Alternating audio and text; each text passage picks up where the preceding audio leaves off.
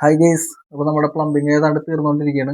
അപ്പോൾ നമ്മളിതൊരു 2 ലൈനായിട്ടാണ് ഇറക്കിയേക്കുന്നത്. ഒരെണ്ണം മുകളിലെ ബാത്റൂമിലേക്കും പിന്നെ താഴത്തെ വാട്ടർ സപ്ലൈ ഒരെണ്ണം.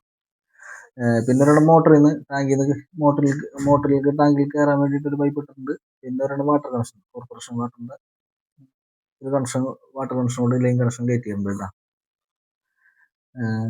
ഇപ്പം ഇൻ കേസ് വെള്ളം ഇല്ലാത്തൊരവസ്ഥ വരണമെങ്കിൽ അത് ഉപയോഗിക്കാമല്ലോ കേട്ടോ. അതിന് ഫ്ലോട്ടും കാര്യങ്ങളൊക്കെ നമ്മൾ വെച്ച് കൊടുത്തിട്ടുണ്ട്.